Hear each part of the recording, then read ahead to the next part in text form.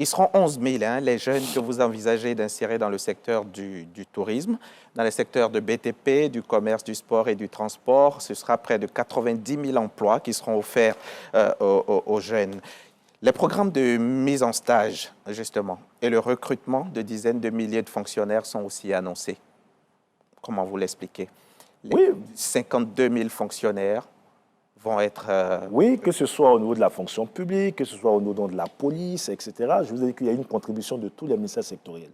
Donc, le plan de recrutement de la police, je crois que près de 16 000 personnes seront recrutées donc, sur la période. 16 500. Au niveau donc, de la fonction publique, selon les projections de ce département, le nombre de fonctionnaires qui seront recrutés, c'est essentiellement donc, des jeunes, même si nous disons que l'administration ne peut pas être absorbé. Le plus grand pourvoyeur d'emploi.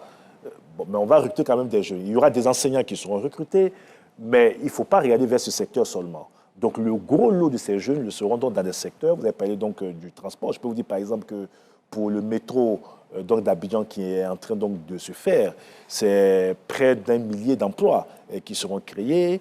C'est des cadres d'un certain niveau qui seront formés sur le projet, qui vont gérer ce projet.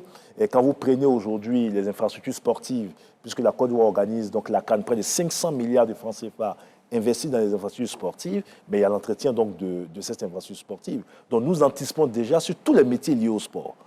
Des jeunes qui vont aider à entretenir les stades, etc. 10 000 jeunes seront recrutés pour cette prochaine Coupe d'Afrique. Oui, pour la Coupe d'Afrique, je pense qu'on en parlera dans ce point, mais je peux en parler. Le mardi prochain, nous lançons le recrutement de 10 000 jeunes volontaires qui vont aider la COCAN donc, à l'organisation de la prochaine Coupe d'Afrique.